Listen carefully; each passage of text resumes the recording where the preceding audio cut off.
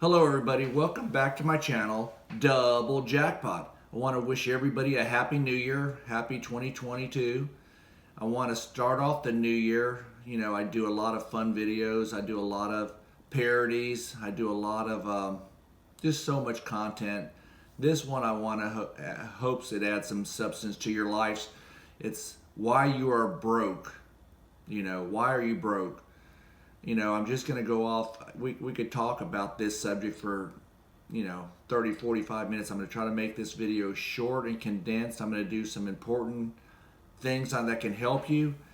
I made some notes on the whiteboard. I'm not going to get too long-winded. I'm just going to go quickly on why people are broke, what I have seen, and what I have just what I watched in my little circle of friends and people. And guys, if any of these things don't make sense to you, you can leave them in the comment section.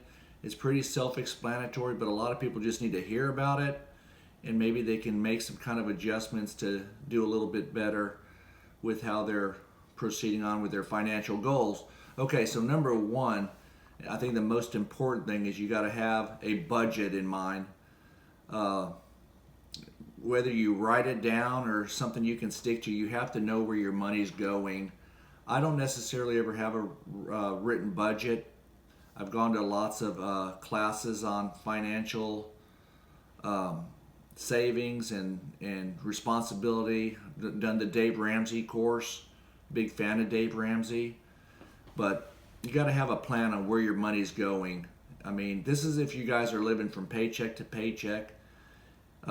You have to know where your money's going. If you're married and you're with a spouse, you have to be on the same page. I've seen so many marriages where one person's a spender, one person's a saver, one person wants to get out of debt, one person doesn't think there's a problem, and it just becomes a big bunch of tension, fighting, and it's really sad because you know what they say, that's a big problem in a marriage is the financial, not being on the same page. I'm very lucky that we are on the same page in our house. So guys, you have to have a budget and you have to kind of be on the same page. And if you can't get on that same page, I'm not saying you have to get divorced. I'm not saying you have to have a fight about it, but somehow you're going to have to try to come to a middle ground. I've seen it so many times. Number two, a lot of people, they have expensive hobbies. Or even expensive vices. I mean, some people live at bars and clubs, at expensive restaurants. They have to have the newest and greatest thing, the best gadget. Unless you're paying cash for these things and it's not affecting your day-to-day living, you're going to have to try to curtail some of these things. I mean, think about it. I've known so many people like this that are at bars drinking cocktails and they're broke. They put it on their credit card. I hope you enjoyed the cocktail. It was very expensive because it's on a credit card that's paying over probably 20-something% interest. So enjoy the cocktail. Cigarette smokers, they say, oh, I don't have $200 to put into my savings or my retirement account. Well, I mean, you think about $6, $7 a pack. I don't know what they go for. I'm going to guess $6, $7. You do that 2 or 3 times a week, times a month. You could easily have $50, $60, $75. So, it's these little things that you can control. So, you have a budget and you have curtailing expensive hobbies and things that are draining you that you can try to put the brakes on. You got to have a goal. You have to have an end object. Me and Miss Jackpot have that a lot. We know where we want to be, and we have an idea where we want to be. And our biggest thing is we're self-employed, so we have to watch everything. We're in COVID times. We're in a slow economy. We're lucky we are where we are. Things would be slower, but you can control the things you can control, and you can budget the things you can budget. You may have to get a side job, a side hustle, sell some things. You got to somehow figure a way to get out of debt if you're in debt. That means having a garage sale, taking a second job, all types of things. But you can't borrow your way out of debt. Okay, so maybe it's time that you sell some things and not try to keep up with the Joneses. It's an expensive way to try to live. And do not think you can just keep putting things on the credit card and make minimum payments. You cannot do that. You want to go to dinner with friends, pay cash or don't go.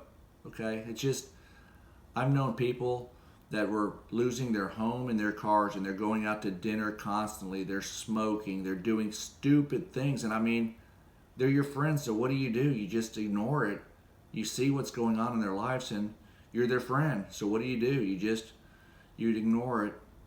That's all you can do. So I mean, you have to be smart enough to see the things that are bringing you down. You know. And here's a very important thing.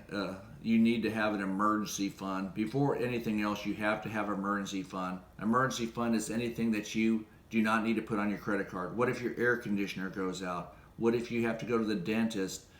Your car breaks down. You need tires for your car. You need to put a roof on your house.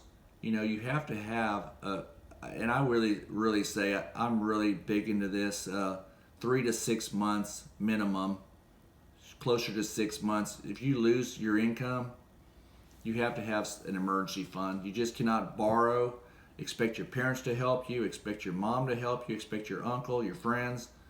You know, we're in times where you have to be having a lot of personal responsibility, and you know, have a realistic future on what you can and cannot buy. Okay.